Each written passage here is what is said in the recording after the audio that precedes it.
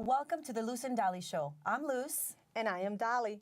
And today we have a very special guest with us, Mr. Steen Metz, a Holocaust survivor. We are here with him because we want him to share his story, an unbelievable and amazing story.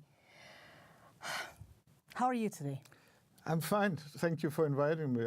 It's great to be here. Thank you so much for allowing yourself for allowing us to be part of this. We are so grateful to you. Now, I met Mr. Metz at the Holocaust Museum in Skokie just in the month of May.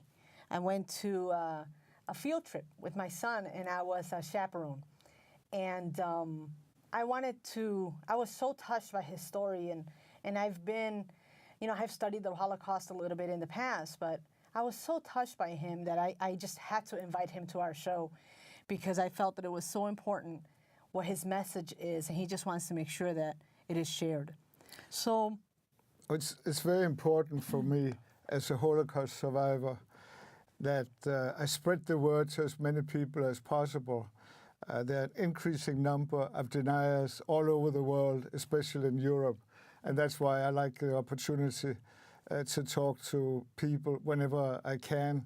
I talk to students, I talk to at libraries, I talk at museums, and I hope I'll be able to do it for a few more years. I'm sure you will. Yes. I'm sure you will. So let me ask you, how old were you when you were taken with your family?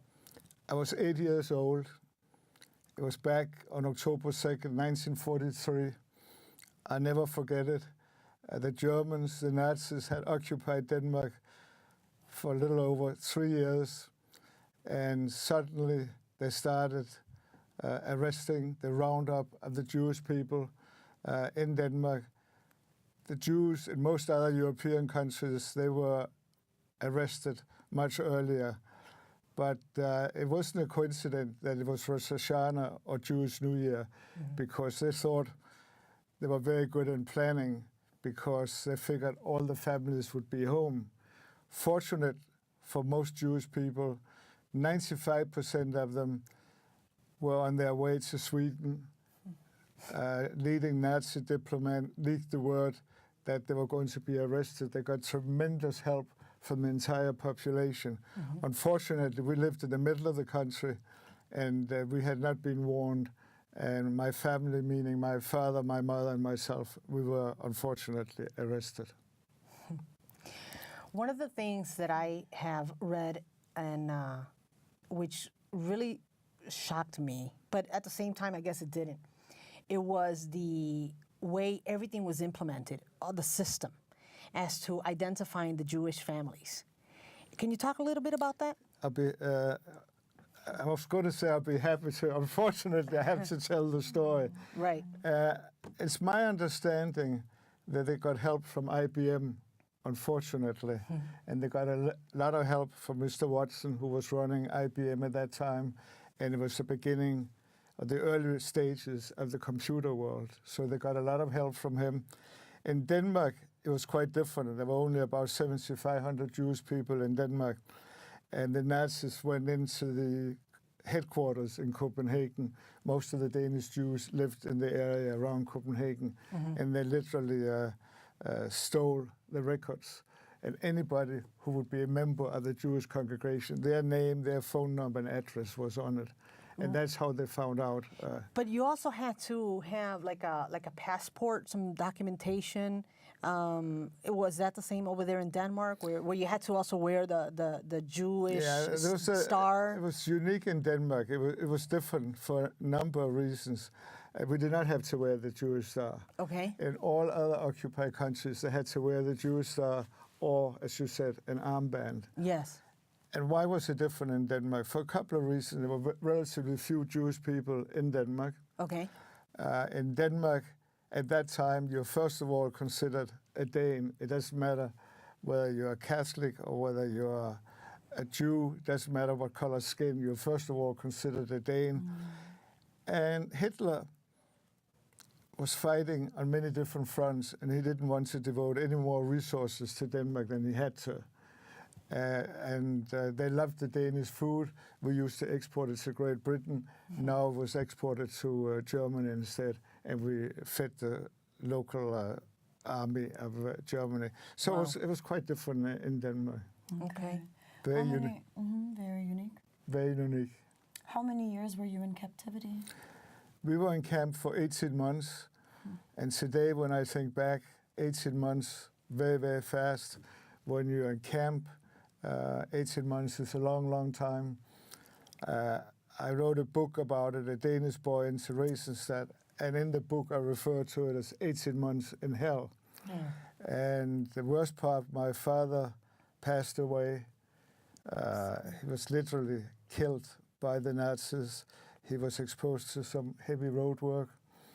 And I understand from a witness that he was whipped, he was kicked, and many other physically abused, and he just couldn't handle it. He was an attorney, and he was not used to that kind of work.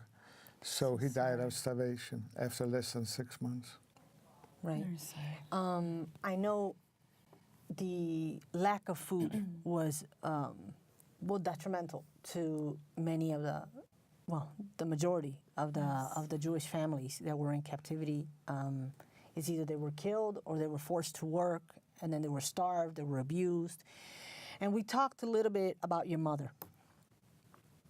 Could you please share your mother's name so that all of our viewers can know what an amazing and honorable and brave woman she was?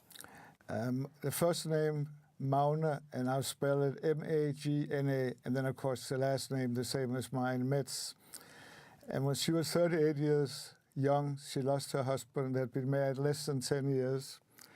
And I didn't think about it at the time because I was much too young to appreciate it. But what an awful time it must have been. It was for all of us, but for my mother with 8 and 9-year-old son, losing the husband, and then trying to survive.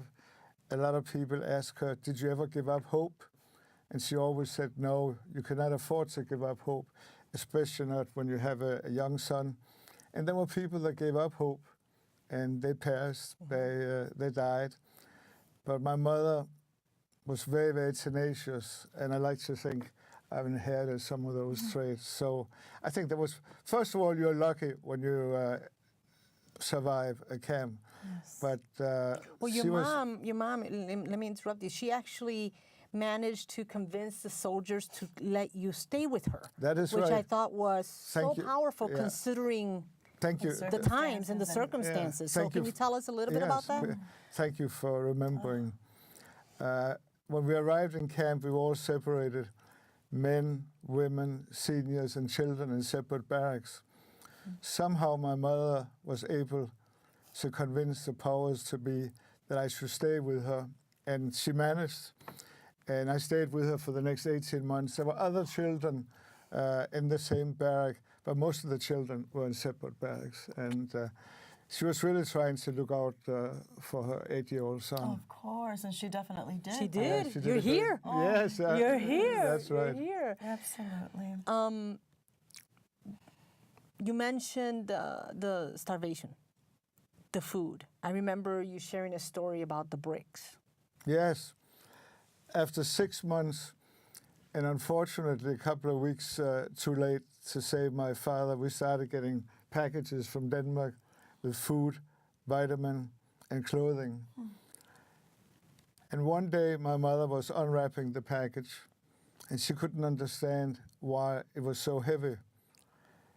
And it's hard to imagine that the guards, the Nazi guards, had stolen all the food and whatever else was in the package and replaced it with 3 bricks.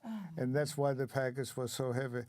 When I relate that story, and Dolly, thank you for reminding me, I get really upset. I get emotional because how can anybody be so cruel? Why didn't they steal the package instead of placing stone in it or bricks? So I feel very bad about that. I'm sorry. This is just a little of what has, unfortunately transpired in Steen's life and that of his mother's.